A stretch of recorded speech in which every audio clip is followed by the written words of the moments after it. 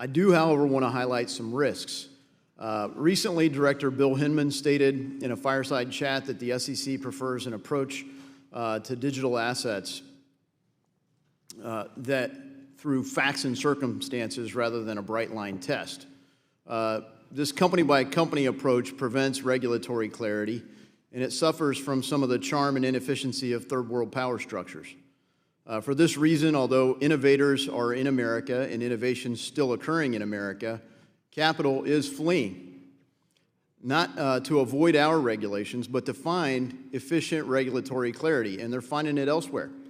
We need a simple set of rules that apply equally and clearly to all. That is the premise of a bill that I know you won't talk about, but the framework that the market needs. Where is the capital going? Places like Singapore, the UK, Switzerland have laid out clear frameworks for digital assets. Meanwhile, in the United States, hundreds of companies await no action letters, with only 2 having been issued thus far by the SEC. Now, I agree with you that the ICO situation represents bad outcomes, but the root issue remains. America does not have a clear regulatory framework. Consumers and investors are harmed by that status quo. In fact, Director Peirce nailed the explanation. The SEC should not only be concerned about fraud, but also about opportunity. Our failure to provide regulatory clarity fails Americans on both counts. We have not become the world's land of opportunity, the best destination for goods, services, capital, intellectual property, and more by anarchy or by inaction. With respect to digital assets, it's time for deeds, not words.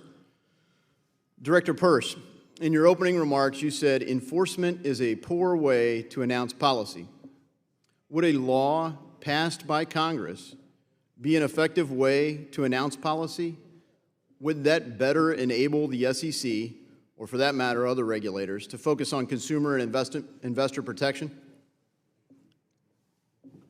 It's always better to have a clear law that spells out what is and is not permissible, and I think then that enables people to make decisions around that law, and then we can enforce around that as well.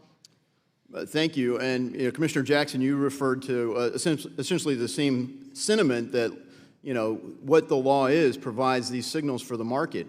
And that's why I've introduced the Token Taxonomy Act. It's a bipartisan bill with broad support. It provides a simple set of rules for digital assets that apply equally and clearly to all.